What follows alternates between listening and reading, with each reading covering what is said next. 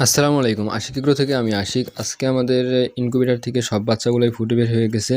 তো আমি এটা হচ্ছে ব্রুডিং সিস্টেম করেছি। এখানে সব বাচ্চাগুলো ব্রুডিং করব। তো এখন এই যে বাচ্চাগুলো সব বের করব, আর মাত্র কয়েকটা বাচ্চা বাকি আছে। 4-5টা ডিম থেকে বাচ্চা ফোটা বাকি আছে, সবগুলোই ফুটে গেছে। তো সবগুলো বাচ্চা ফুটলেই আমি ডিমগুলো বের করে দেব। বাকি যেগুলো থাকে ওইগুলো থেকে দেখব, ভেঙে দেখব বাচ্চা আছে কিনা, আর বাচ্চাগুলো নিয়ে আমি ব্রুডিংয়ে দেব।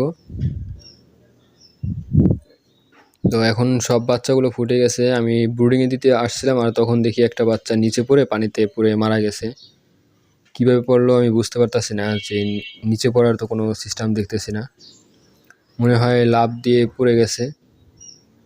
তো ভাগ্যে ছিল না মনে হয়, তাই আর পেলাম না। এটা পানিতে পড়ে মারা গেছে।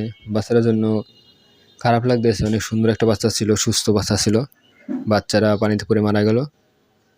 তো এখন বাচ্চাটাকে ফেলে দিয়ে আমি সব বাচ্চাগুলো ব্রুডিংয়ে দিয়ে দেবো। তো এখন ব্রুডিংয়ে দিতেছিলাম, গুনে গুনে কতগুলো বাচ্চা আছে এখানে। তো সবগুলো বাচ্চা গুনে আমরা এখানে 52টা বাচ্চা পাইছি।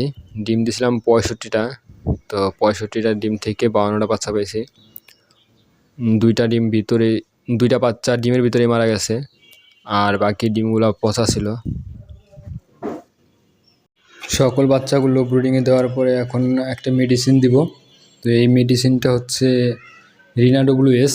এটা 1 গ্রাম 3 লিটার পানির সাথে মিশিয়ে খাওয়াইতে হয়। তো এটা জিরো বাচ্চার জন্য অনেক ভালো একটা ওষুধ। এটা খাওয়াইলে আর কোনো অসুখ হয় না। আপনারা যদি জেনে থাকেন যে আরও কী কী ওষুধ খাওয়ানো লাগে, তাহলে আপনারা কমেন্টে জানাতে পারেন, তাহলে একটু উপকৃত হব। আর আপনাদের যদি কিছু জানা থাকে তাহলে কমেন্ট করতে পারেন, আমি আপনাদেরকে জানিয়ে দিব।